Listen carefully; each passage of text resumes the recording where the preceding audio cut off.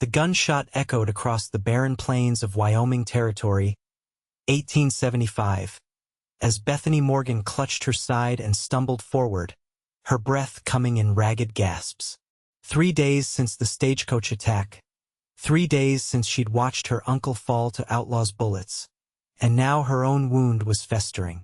The late October wind cut through her tattered dress as darkness fell, bringing with it the promise of a bitter night.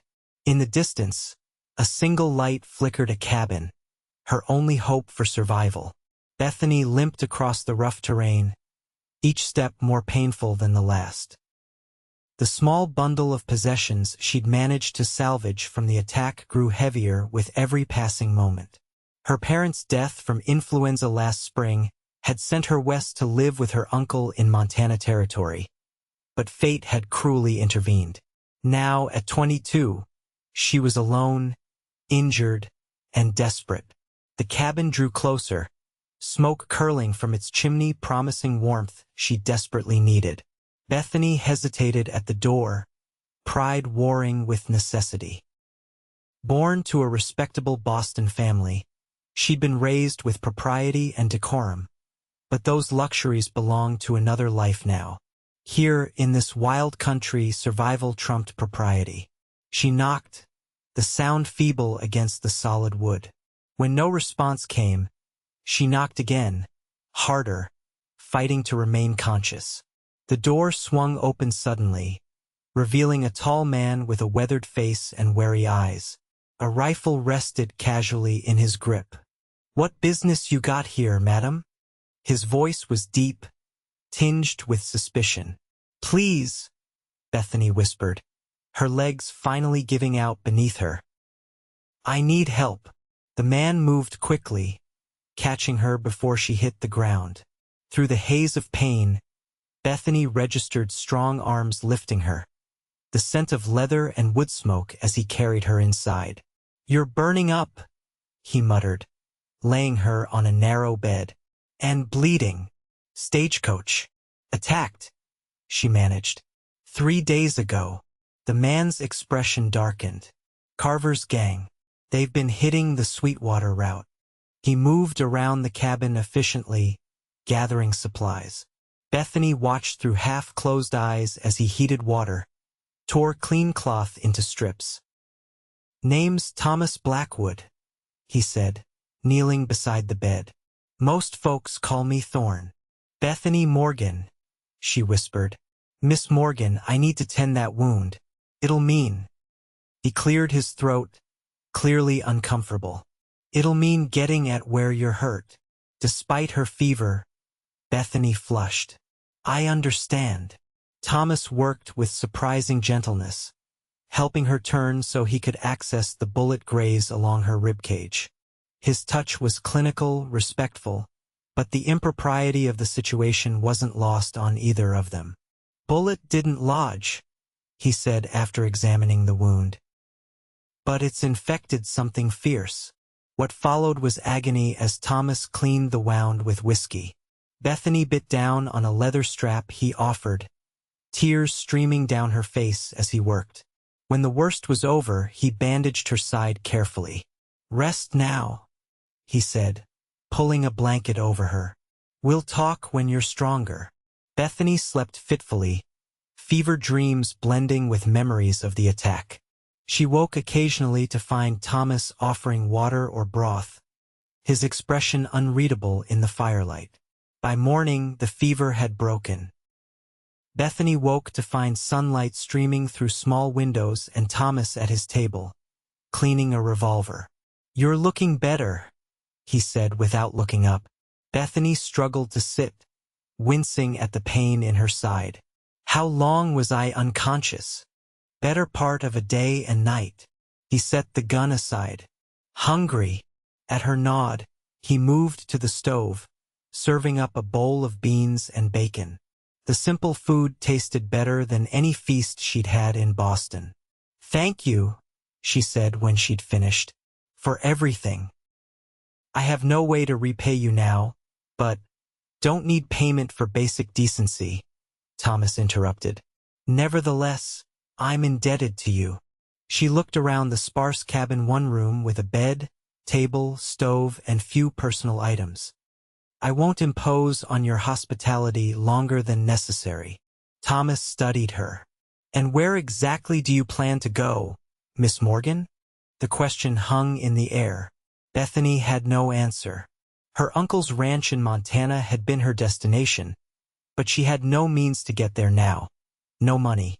No family. I'm not certain, she admitted. Thomas nodded as if her answer confirmed something. Winter's coming. Another month and these mountains will be snowbound till spring. Fear clawed at Bethany's throat. Perhaps there's a town nearby? I could find work. Nearest town's Willow Creek, 30 miles east. Not the kind of place for a woman alone. His tone made the implication clear. Silence fell between them. Bethany twisted the worn fabric of her dress between her fingers. In Boston, she'd been a schoolteacher, but such positions were scarce in the territories, especially for women without references or connections. I could work, she said finally, for you, for shelter through the winter. Thomas raised an eyebrow. What kind of work? I can cook, clean, mend clothing. She swallowed hard, knowing how limited her practical skills were out here. I was educated in Boston. I could teach if you have children. No children, he said shortly.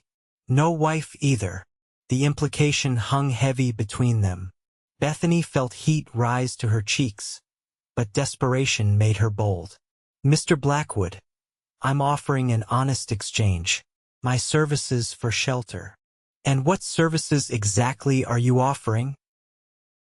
His voice remained neutral, but his eyes had hardened.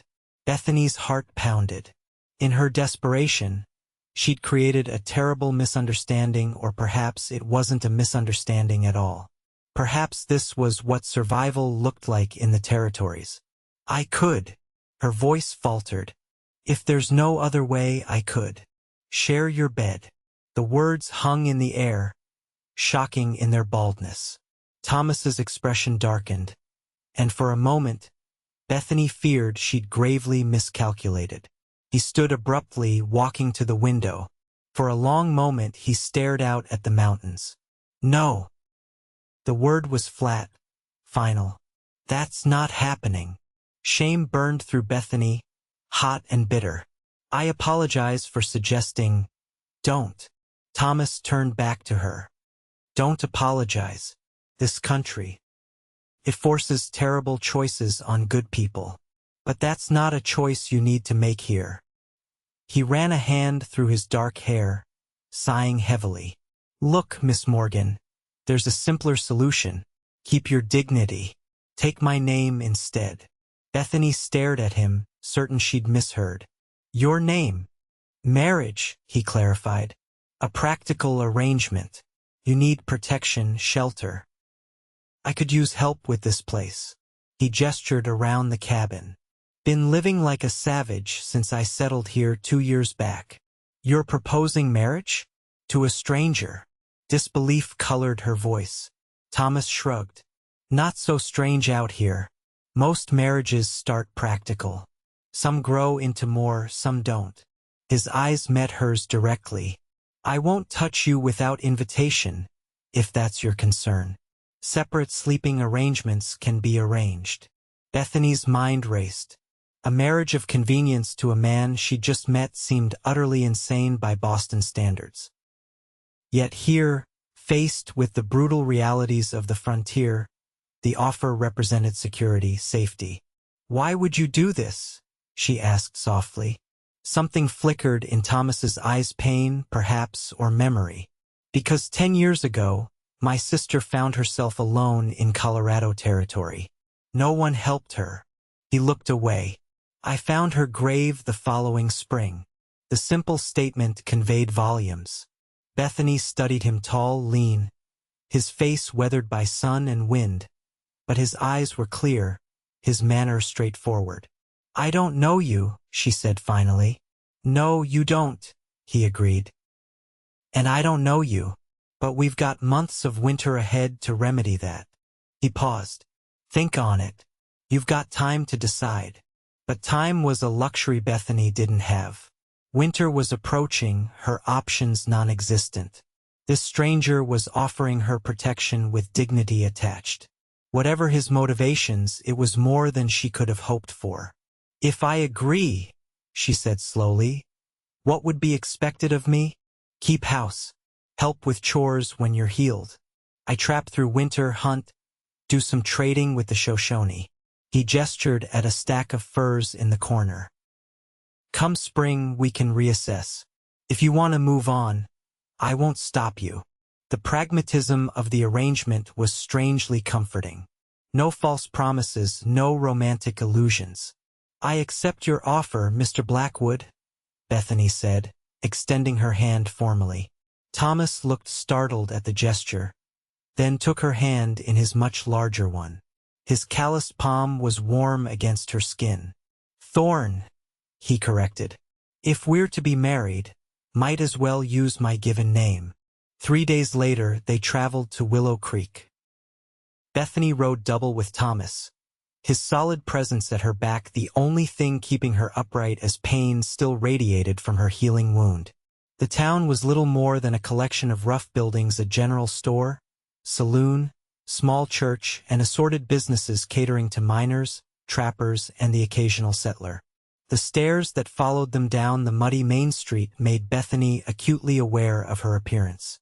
Her dress was filthy and torn, her hair a tangled mess despite her best efforts to tidy it with Thomas's one cracked mirror. Ignore them, Thomas murmured as he helped her down from the horse. Folks out here ain't seen new faces since spring. The church was a simple wooden structure, its spire the tallest point in town. Inside, the preacher, a graying man with kind eyes, listened to their request with minimal surprise. Marriage, is it? Well, that's a welcome change from the usual business in Willow Creek.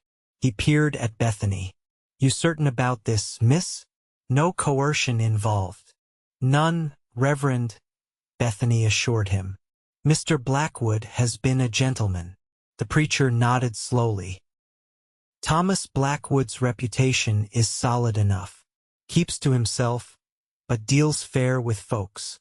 He turned to Thomas. Got a ring. Thomas produced a simple gold band from his pocket. Was my mother's, he explained quietly to Bethany. The ceremony was brief, witnessed by the preacher's wife and the general store owner who happened by. Bethany repeated the vows in a clear voice, surprising herself with her composure.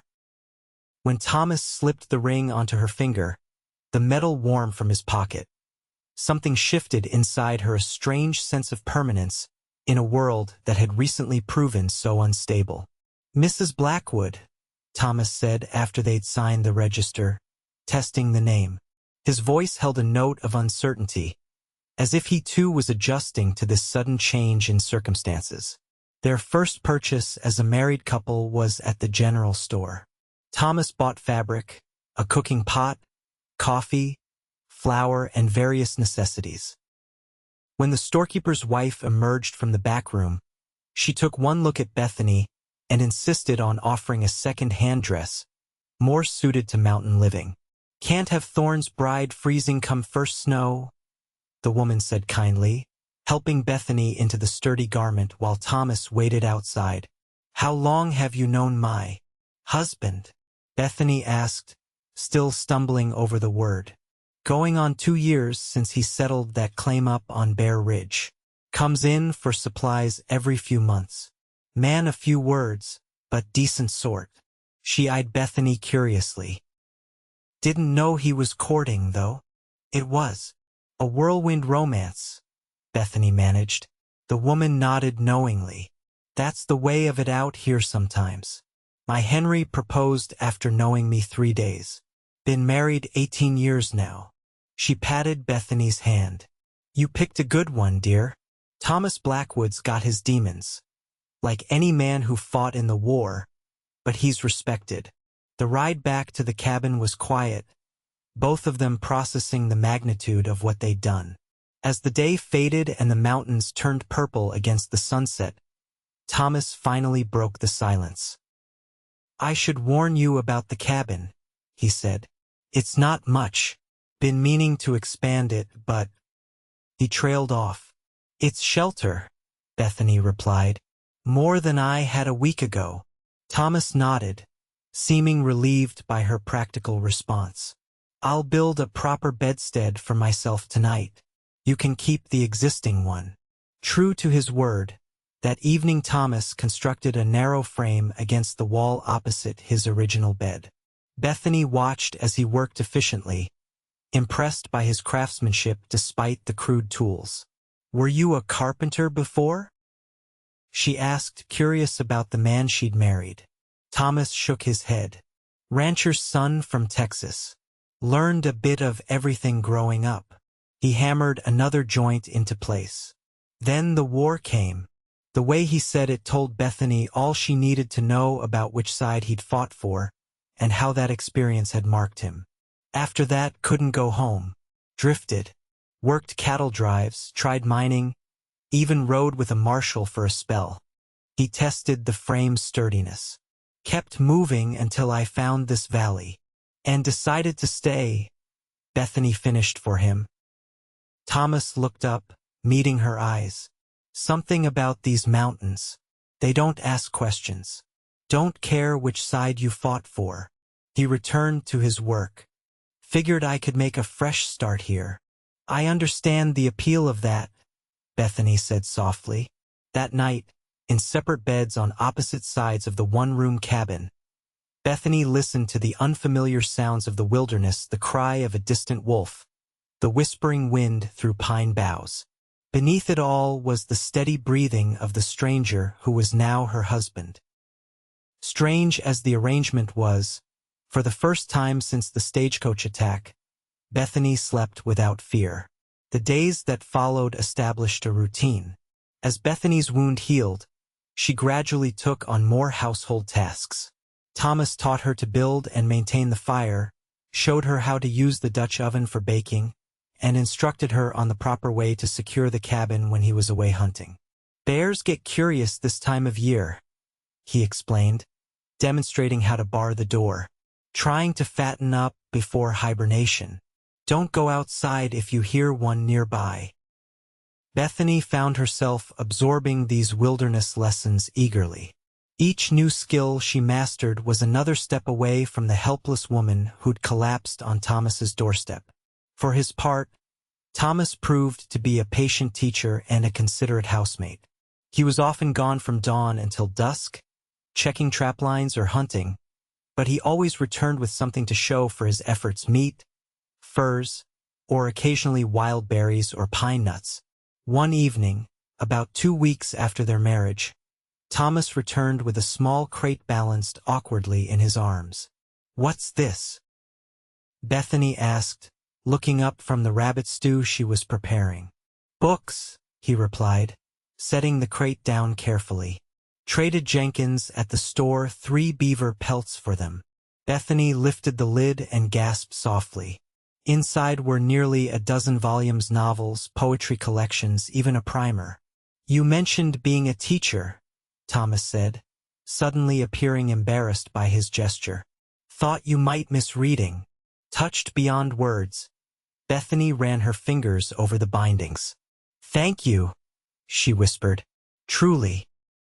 That night, she read aloud from The Last of the Mohicans, while Thomas cleaned his rifle by the fire. It became their evening ritual, Bethany reading, Thomas listening while he worked on various tasks. Sometimes he'd ask questions about the story, revealing a sharp mind beneath his quiet exterior. As October gave way to November, the first serious snow fell.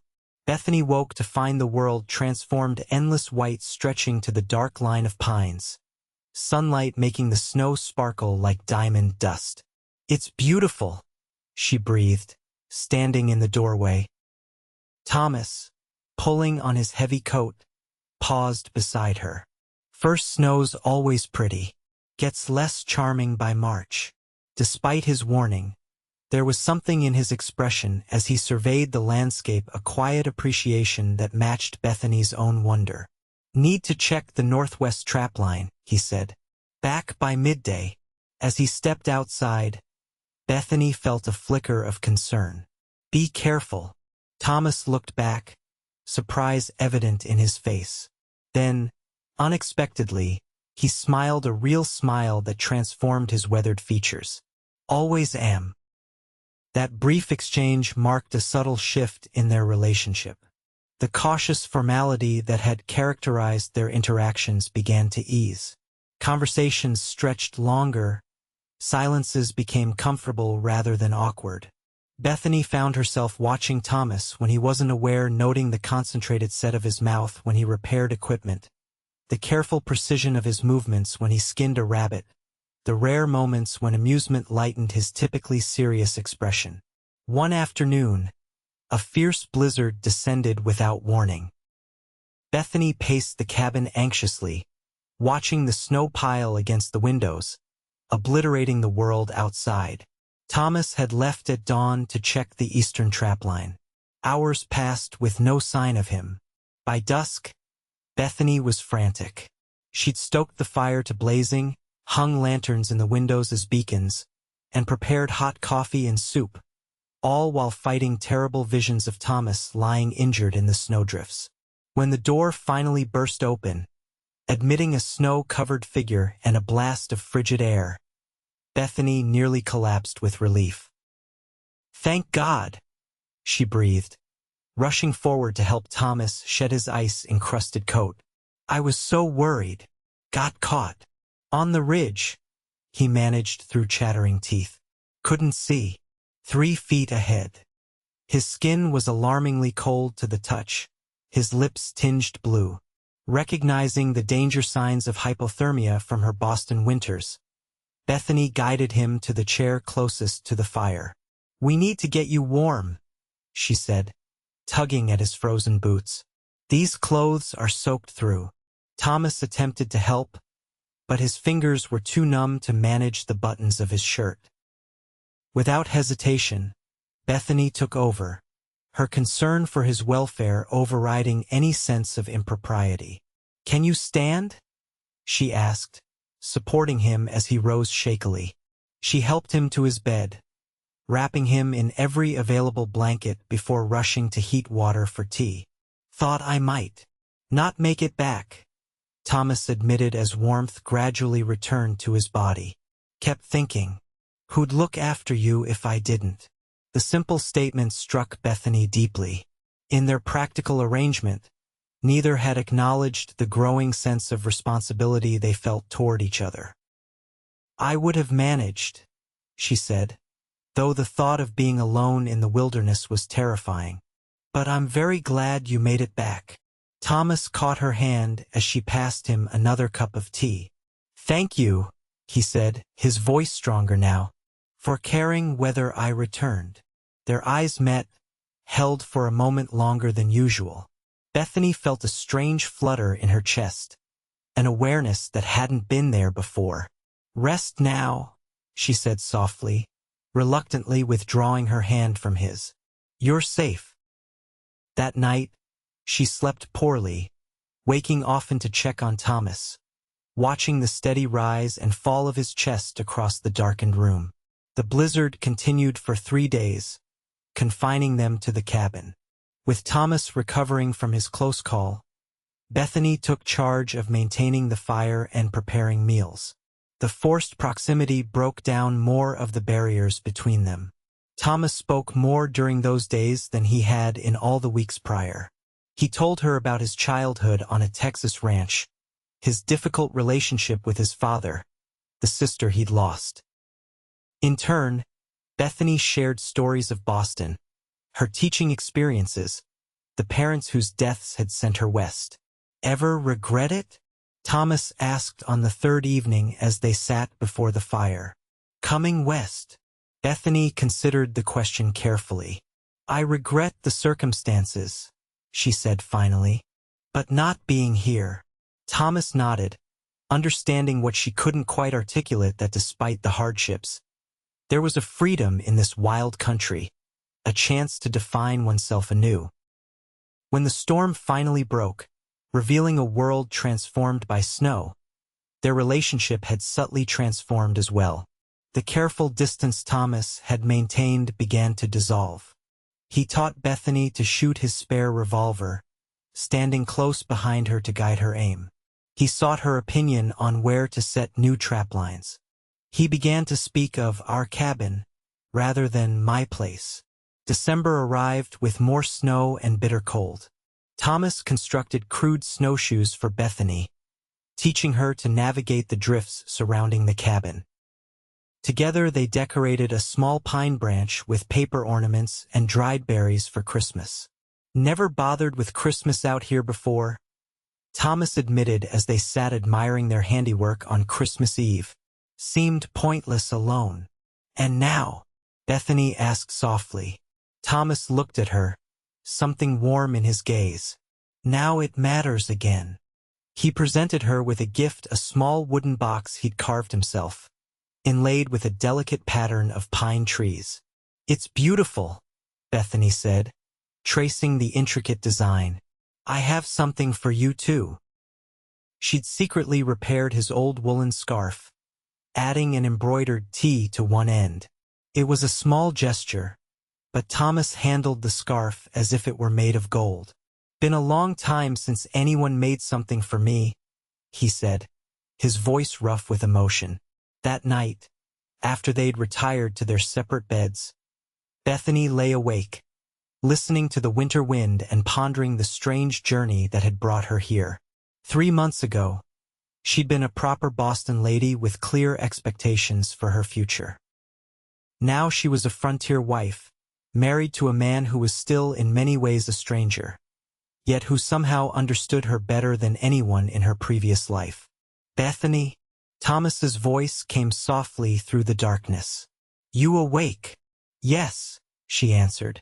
A pause then. I'm glad you came here, even considering how it happened. The simple confession touched her deeply. So am I, Thorn. It was the first time she'd used his preferred name. In the darkness, she couldn't see his reaction, but the quality of the silence suggested it mattered. January brought the harshest weather yet. Snowdrifts reached the windowsills, and the temperature dropped so low that water froze in the bucket indoors. They spent more time confined to the cabin, conserving firewood and surviving on preserved foods when hunting became too dangerous. During these long days of confinement, Bethany began teaching Thomas to read better. He'd learned the basics as a boy but had little practice since. His progress was rapid, his determination to master each new text touching Bethany's teacher's heart. Never saw much use for book learning before, he admitted one evening as he successfully read a full page without assistance. But I like seeing the world through others' eyes. That's the magic of it, Bethany agreed. Books let us live 1,000 lives. Thomas looked up from the page, his expression thoughtful. What kind of life did you imagine for yourself before everything changed? The question caught Bethany by surprise. She'd avoided dwelling on her lost future, finding it too painful. I expected to teach until I met a suitable gentleman, she said slowly. Someone my parents would have approved of. We would have had a proper Boston home, children, social obligations. She shook her head slightly. It seems like someone else's life now. Do you miss it? Thomas asked, his voice carefully neutral. Bethany considered the question honestly. I missed the certainty of it, knowing exactly what tomorrow would bring. She looked around the small cabin that had become home. But I don't miss the constraints. Constraints. The endless rules about proper behavior. The limitations on what a lady could say or do or think. She smiled faintly. Out here, those rules seem ridiculous. Thomas nodded. Freedom's the one thing this country offers in abundance. That and danger. The two seem to go hand in hand, Bethany observed. Their eyes met across the table, understanding passing between them. They were both refugees in their way, Bethany from the stifling propriety of Eastern society, Thomas from the ghosts of his past. Here, in this remote cabin, they'd each found a measure of peace. As January gave way to February, Bethany realized with some surprise that she no longer thought of their arrangement as temporary. The cabin had become home, its small space filled with the routines they'd established together. She'd even begun to think of improvements for spring: a vegetable garden, perhaps chickens, an addition to the cabin for proper sleeping quarters. She hadn't mentioned these thoughts to Thomas, uncertain if he still viewed their marriage as a practical solution to a temporary problem. Did he still expect her to leave when the mountain passes cleared? The question haunted her increasingly. Mid-February brought a brief thaw, allowing Thomas to make a trip to Willow Creek for supplies. He returned with flour, coffee, ammunition, and unexpected news. "Stagecoach came through yesterday," he said as they unpacked the supplies. "Driver had information about the Carver gang." Bethany stilled, the name sending a chill through her that had nothing to do with the winter air. "What about them?" "Territorial marshals caught up with them near South Pass." Thomas met her eyes. "All but one killed in the fight. Carver himself was wounded, taken to Fort Laramie to stand trial." The news should have brought relief. Instead, Bethany felt a strange hollowness. The outlaws' capture couldn't restore what she'd lost, not her uncle, not her previous life. "There's more," Thomas said, watching her carefully. "Your uncle's ranch. Apparently it's still there. His foreman's been running it, waiting for word from family." Bethany sat down abruptly, the implications washing over her. "I could still claim it." "Yes." Thomas's voice was flat, emotionless. "Come spring if you wanted." The unspoken question hung between them. Was this what she wanted? To continue to her original destination, claim her inheritance, perhaps build a new life in Montana? Before she could formulate a response, Thomas continued briskly, "Got a letter for you too. Apparently, your uncle had a lawyer in Cheyenne who's been trying to locate you." He handed her an envelope, already opened. At her questioning look, he explained, "Storekeeper read it to me. Thought it might be important for you to know right away." The letter confirmed what Thomas had already told her, adding that as Nathan Morgan's only living relative, Bethany stood to inherit a considerable property, a working cattle ranch with a substantial herd and several hired hands. "You could be a wealthy woman," Thomas observed, his tone still carefully neutral. "Independent." The word hung in the air between them. Independent. Free to make her own choices, chart her own course. Wasn't that what she'd begun to value about this new life? "What would you do?" she asked finally. "If you were me?" Thomas was silent for a long moment, staring into the fire. "Can't answer that," he said finally. "My choices aren't yours to make." "But I'm asking for your opinion," Bethany pressed. As my husband." Thomas looked up at that, something flickering in his eyes. "As your husband," he repeated slowly. "A husband would want his wife safe, secure. A ranch offers that." "And what does Thomas Blackwood want?" Bethany asked softly. "Not the practical arrangement we agreed to. What do you want?" The question seemed to startle him. He stood abruptly, moving to the window to stare out at the snow-covered landscape. "Been alone a long time," he said finally, his back still to her. "Got used to it. Convinced myself it was better that way." He turned to face her. "Then you showed up half dead on my doorstep, and everything changed." Bethany's heart quickened. "Changed how? This cabin was just shelter before. Now it's—" He gestured vaguely. "It matters what color curtains hang in the window, whether there's flowers come spring, whether it's a place someone would want to stay." The admission cost him visibly.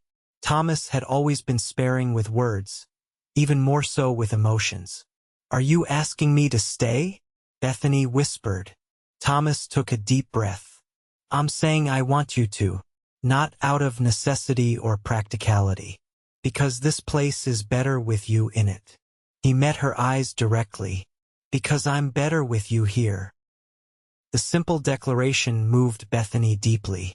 It wasn't a passionate declaration of love from a romance novel, but something more profound, an honest admission from a man who'd grown accustomed to solitude. What about the ranch? She asked. It's your inheritance. Your decision. Thomas shrugged. If you want it, we could go together. Or you could go alone, if that's what you prefer. And if I want to stay here? Bethany asked, taking a step toward him. Something like hope flickered in Thomas's eyes. Then we build. Make this place what you want it to be. Bethany closed the distance between them. For months they'd maintained careful space, the boundaries of their arrangement clear. Now she stood directly before him, close enough to see the flecks of gold in his hazel eyes. I want to stay, she said simply. This is home now. Thomas exhaled slowly, as if he'd been holding his breath. Cautiously, he raised a hand to her cheek, his calloused palm warm against her skin. You're sure? He asked, his voice rough with emotion. Spring might change your mind. Spring will only make me more certain, Bethany replied. I found something here I never had in Boston. What's that? Thomas asked softly. Freedom, purpose. She smiled up at him. And a partner I chose for myself, not one society selected for me.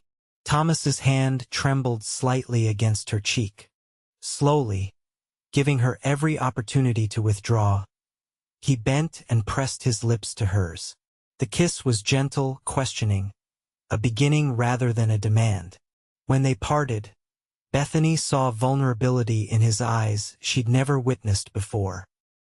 This hardened frontiersman, who could face blizzards and bears without flinching, was terrified of her rejection.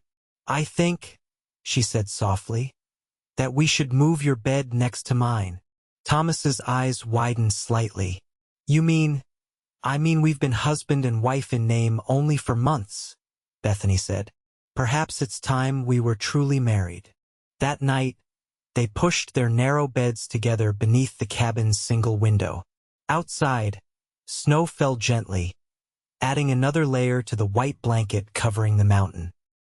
Inside, two people who had found each other through desperate circumstances discovered a deeper connection than either had dared hope for. Thomas was gentle, patient, his hands reverent on Bethany's skin. For all her Boston education, Bethany was innocent in these matters, but her trust in Thomas made her bold. Together they learned each other's bodies as they had already begun to learn each other's minds and hearts. Afterward, lying in Thomas's arms as moonlight filtered through the window, Bethany felt a sense of rightness, of belonging. I never expected this, Thomas murmured against her hair, when you knocked on my door that night. Nor did I, Bethany agreed. But perhaps some things are meant to be, even when they begin in the strangest ways. As February turned to March, their relationship deepened. The physical intimacy they now shared broke down the last barriers between them. Thomas spoke more freely of his experiences during the war, the nightmares that sometimes still woke him. Bethany confessed her fears about the future, her uncertainty about her place in this wild country. They began planning for spring a larger garden than Thomas had previously attempted, an addition to the cabin, perhaps even a milk cow if they could trade for one.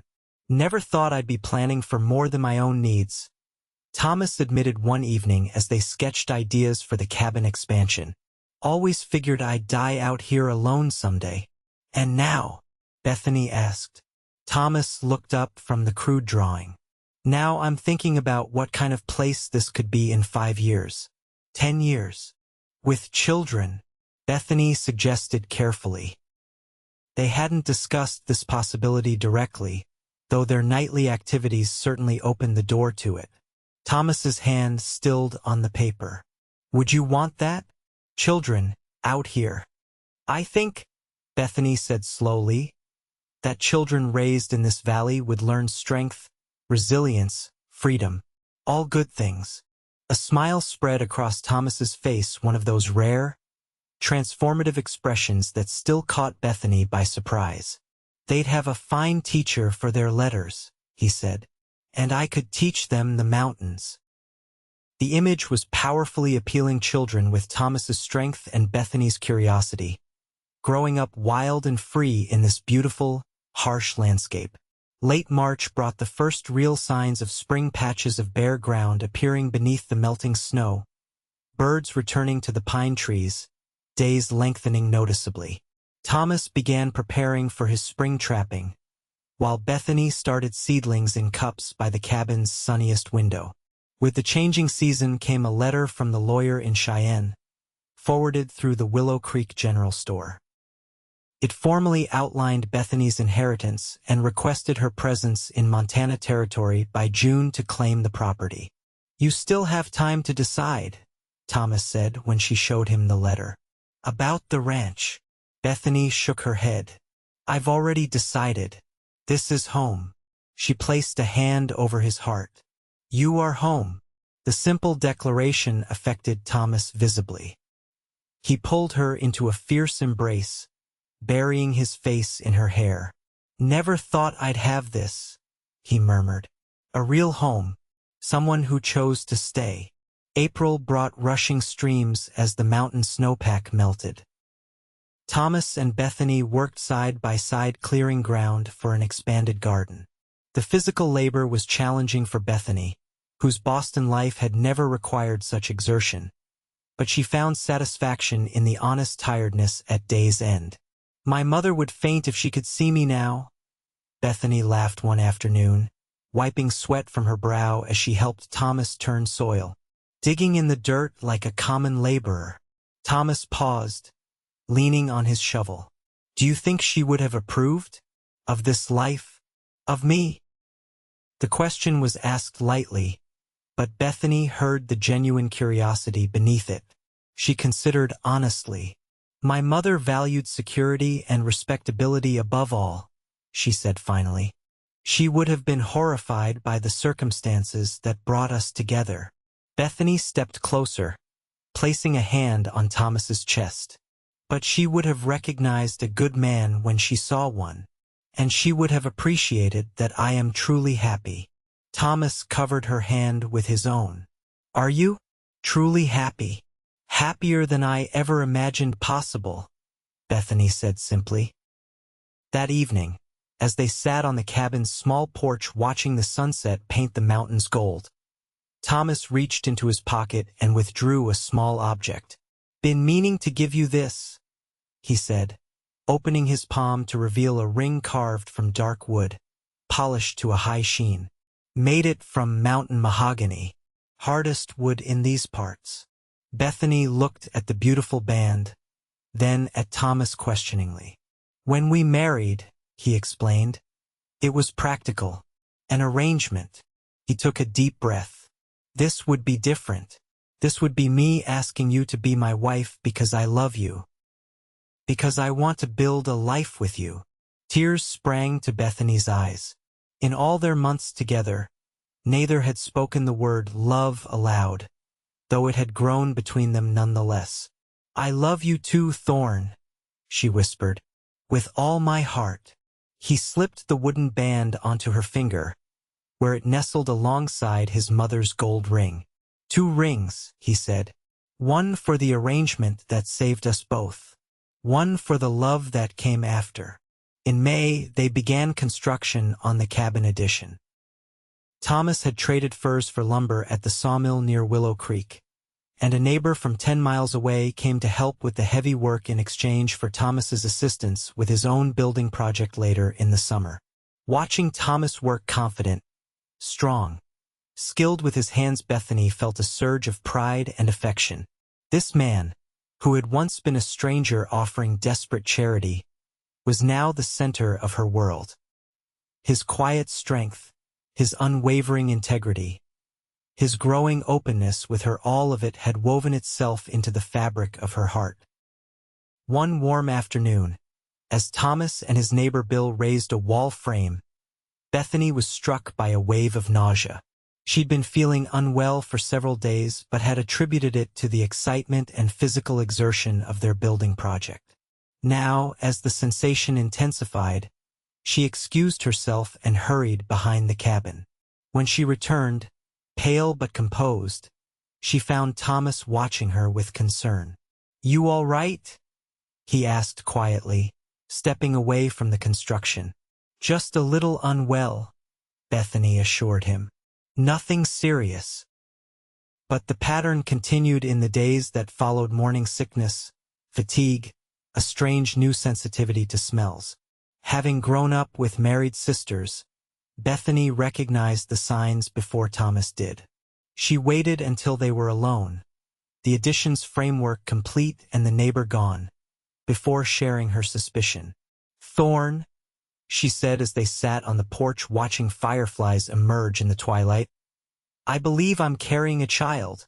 Thomas went completely still beside her. For a moment, he said nothing, and Bethany felt a flicker of uncertainty. They'd spoken of children as a someday possibility, but perhaps the reality was too much too soon.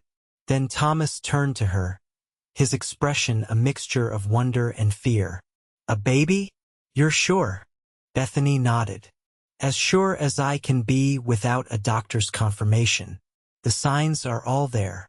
Thomas knelt before her chair, placing a gentle hand on her still flat stomach. "A child," he whispered. "Our child." The awe in his voice dispelled any doubts Bethany might have harbored. Thomas was overwhelmed, yes, but with joy rather than dismay. "I'll need to add another room to our plans," he said, mind already racing ahead. "And a proper cradle. My father taught me how to make one with rockers that won't tip." "We have time," Bethany laughed, touching his cheek. "The baby won't arrive until winter." "Winter," Thomas repeated, sobering. "We'll need to be prepared. More supplies, perhaps a trip to the doctor in Willow Creek." "We'll manage," Bethany assured him. "People have babies in the wilderness all the time." "Not my baby," Thomas said fiercely. "Not my wife. Everything has to be right." His protective instinct was both touching and amusing. Bethany drew him up to sit beside her again. "We'll take every precaution," she promised. "But Thorne, this is joyful news. Let's celebrate it." Thomas's expression softened. "A family," he said wonderingly. "My own family." The summer passed in a blur of activity. Thomas worked tirelessly on the cabin expansion, now adding a small third room that would serve as a nursery. Bethany's garden flourished in the mountain sunshine, providing fresh vegetables to supplement their diet of game and preserved foods. In late July, they made the journey to Willow Creek for supplies and a visit to the doctor who periodically passed through town. The physician confirmed Bethany's pregnancy, declaring her healthy despite the primitive conditions of her mountain home. "Strong woman you've got here, Blackwood," the doctor commented. "Should deliver without complications, God willing." The general store owner's wife, delighted by the news, gathered the town's women to present Bethany with baby clothes and blankets they'd sewn upon hearing rumors of her condition. "Community's small, but we look after our own," the woman explained, pressing the bundle into Bethany's hands. "Your little one's the first baby we'll have had in Willow Creek in nearly 2 years." The gesture touched Bethany deeply. Though she and Thomas lived remotely, they were part of something larger, a scattered community of settlers, each surviving through mutual support and goodwill. On the ride home, Bethany nestled against Thomas's back, her slightly rounded belly pressed against him, and reflected on the strange journey that had brought her here. The stagecoach attack, her desperate arrival at a stranger's cabin, the pragmatic marriage that had blossomed into genuine love, all of it seemed like providence rather than mere chance. "What are you thinking?" Thomas asked, sensing her contemplative mood. That sometimes the worst moments of our lives lead to the best, she replied. If the stagecoach hadn't been attacked, I'd never have found you. Thomas was quiet for a moment, then said, Been thinking the same. Not that I'd wish that terror on you, but...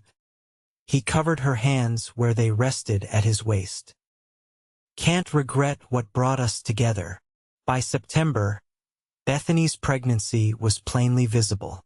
She moved more slowly but insisted on maintaining her share of the work, adapting tasks to her changing body.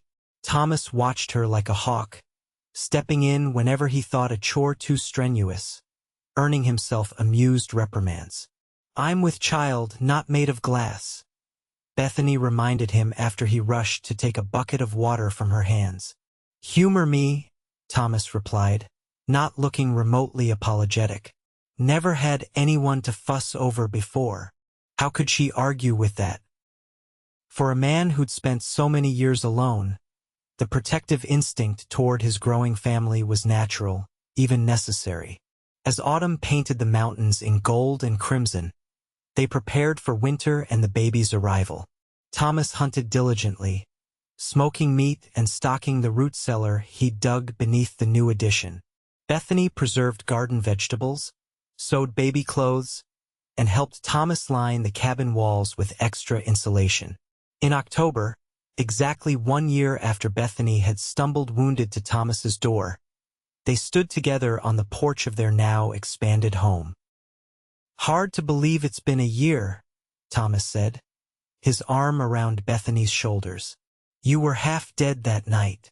And you were a suspicious hermit, Bethany teased, pointing a rifle at a wounded woman. Never claimed to have good manners, Thomas chuckled. Lucky for me you saw past that. I saw a good man, Bethany said simply. One who offered shelter without taking advantage. Who gave me dignity when I was ready to trade it away. Thomas turned to face her fully, placing his hands gently on her rounded belly. Got more than I ever deserved, he said softly. A wife. A child coming. A real home. We both got a second chance, Bethany replied. A new beginning. As the first snow of winter dusted the mountains in early November, Bethany felt the baby quicken within her. The sensation like butterfly wings fluttering brought tears to her eyes. When she guided Thomas's hand to feel the movement, his expression of wonder was worth every discomfort her pregnancy had brought. Strong, he murmured, like its mother. The winter deepened, confining them mostly to the cabin. Unlike the previous year, with its careful boundaries and separate sleeping arrangements, this winter was intimate, companionable. They spent evenings planning for the future, not just the immediate needs of the baby, but longer-term dreams. Could add a proper second floor next summer? Thomas suggested as they lay in bed one night, his hand resting protectively on Bethany's belly. Give us more room as the family grows. The family grows? Bethany echoed, amused. This one isn't even born yet. Thomas smiled against her hair. Always wanted brothers and sisters growing up. Seems right. A family filling this valley. The image was appealing, children running through mountain meadows, learning the ways of the wilderness from their father, their letters from their mother. A true blending of their separate worlds. December brought heavy snow and increasing discomfort for Bethany as the baby grew larger. Thomas rarely left her side now, venturing out only to check trap lines closest to the cabin or to hunt when necessary. The baby will come when it's ready, Bethany assured him as he fretted over her increasing contractions. First babies often take their time. But Thomas had arranged contingencies nonetheless. The neighbor's wife, an experienced midwife, had promised to come when sent for, weather permitting. Thomas had prepared the horses with special snowshoes for the journey to fetch her when the time came. As Christmas approached, Bethany's discomfort intensified. The practice contractions became more regular, though still not indicating imminent birth. They celebrated the holiday quietly, exchanging simple gifts: a new hunting knife Bethany had ordered months ago from a catalog, a rocking chair Thomas had secretly constructed in the storage shed. "For nursing the baby," he explained as Bethany ran her hands over the smooth wood, admiring the craftsmanship. "It's perfect," she whispered, too moved for more words. 2 days after Christmas, in the deep stillness of a winter night, Bethany woke to a different kind of pain, sharper, more purposeful. She knew immediately that the time had come. "Thorn," she said, touching his shoulder. "It's starting." Thomas was instantly alert, pulling on clothes with practiced efficiency. "I'll fetch Mrs. Hamilton," he said, already moving toward the door. "Be careful," Bethany called after him. "The snow." "I'll be back with her before you know it," Thomas promised, pausing to kiss her before disappearing into the night. Left alone, Bethany prepared as best she could, arranging clean linens and heating water as the contractions gradually intensified. She was grateful for her practical nature and the frontier skills she'd developed over the past year. The Boston lady who'd arrived in Wyoming Territory would have been terrified. The woman she'd become faced the challenge with determination. 3 hours later, Thomas returned with Mrs. Hamilton, a sturdy, no-nonsense woman who took charge immediately. "First babies take their time, dear," she assured Bethany. "But you're progressing well." The labor lasted through the day and into the night. Thomas remained by Bethany's side, supporting her through each contraction, his face a mask of concern and awe. "You're the strongest person I've ever known," he murmured as she gripped his hand through a particularly intense pain. Just before dawn on December 28, 1876, their daughter entered the world with a lusty cry that filled the cabin. "A perfect girl," Mrs. Hamilton announced, placing the swaddled infant in Bethany's arms. "Strong lungs on that one." Exhausted but exhilarated, Bethany gazed down at the tiny face, pink skin, a wisp of dark hair, eyes squeezed shut against the intrusion of light. "She's beautiful," she whispered. Thomas sat beside them on the bed, his expression one of wonder as he tentatively touched his daughter's cheek. "She is," he agreed, voice rough with emotion, "like her mother." They named her Grace Elizabeth Blackwood, Grace for the blessing she represented in their lives, Elizabeth for Bethany's mother. As Mrs. Hamilton prepared to leave, promising to return in a few days to check on mother and child, she paused at the door. "You've built something special here," she said, looking around the cabin that had been transformed from a bachelor's shelter to a family home. "Not just the building. What's inside it?" When they were finally alone, Thomas gathered his small family close on the bed, his arms encircling both Bethany and the sleeping infant. "A year ago, I thought I knew what my life would be," he said softly. "Solitary, simple, maybe even lonely, though I wouldn't have admitted it. And now," Bethany asked, leaning against his shoulder. "Now I have everything I never knew to want," Thomas replied. "A wife who chose me, a daughter to raise." He pressed a kiss to Bethany's temple. "A reason for every tomorrow." Bethany thought back to that desperate night when she'd stumbled to his door, willing to trade her dignity for mere survival. Instead, Thomas had offered her his name, his protection, and eventually his heart. What had begun as a practical arrangement had blossomed into something neither could have foreseen, a love that had transformed them both, a family forged in the wilderness. "I love you, Thomas Blackwood," she said, using his full name as she rarely did. "For the man you were when I met you, and the man you've become since." "And I love you, Bethany Blackwood," he replied. "For the woman who was brave enough to start again, who saw value in a solitary trapper with nothing to offer but a name and a roof." Outside, dawn broke over the snow-covered mountains, painting the white landscape in shades of pink and gold.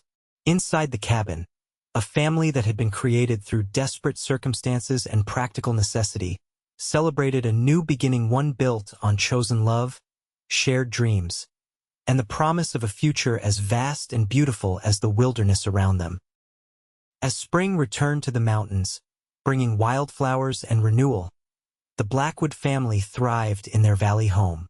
Thomas added the promised second story to the cabin that summer, creating a proper home for their growing family. Bethany planted an expanded garden, including a small plot of flowers from seeds ordered from a catalog, a touch of Boston beauty in the Wyoming wilderness. In the years that followed, Grace was joined by 2 brothers and another sister.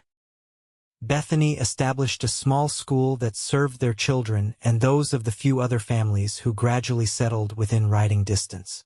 Thomas's trapping and hunting business prospered, eventually expanding to include a small cattle operation. The practical arrangement that had begun on a desperate October night became a legacy of love and resilience that would endure in the mountains for generations to come. And whenever anyone asked how their unlikely union had begun, Bethany would smile and say simply, "He offered me his name when I had nothing else, and in return, I gave him my heart."